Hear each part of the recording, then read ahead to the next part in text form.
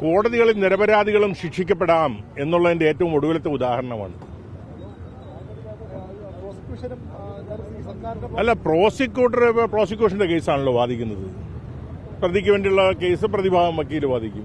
കോടതിയാണല്ലോ തീരുമാനം എടുക്കേണ്ടത്. യാതൊരു തെളിവും എനിക്കെതിരെ യാതൊരു തെളിവും ഇല്ല എന്നുള്ളതാണ് എന്റെ ആത്മവിശ്വാസം. അതാണ് എനിക്ക് ബോധ്യപ്പെട്ടിട്ടുള്ളത്.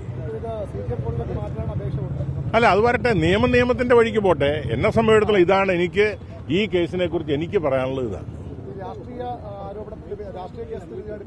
തീർച്ചയായിട്ടും ഇത് ഉമ്മൻചാണ്ടിയുടെ 2002 ഏക്യാനിയുടെ കാലഘട്ടത്തിൽ ഞാൻ നിരപരാധിയാണെന്ന് പറഞ്ഞ അന്തിമ റിപ്പോർട്ട് കോടതിക്ക് കൊടുത്തിരുന്നു. അത് കോടതി സ്വീകരിച്ചു.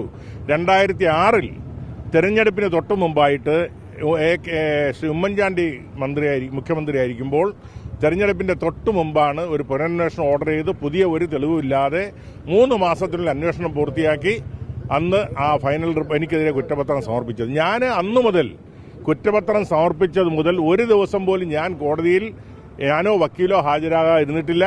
ഞാൻ അന്നു മുതൽ സമൻസ് കിട്ടി, ജാമ്യമെടുത്തു. അന്നു മുതൽ ഞാൻ കോടതിയിൽ റെഗുലറായിട്ട് ഞാനോ വക്കീലോ ഹാജരാകുന്ന ഒരു കേസാണ്.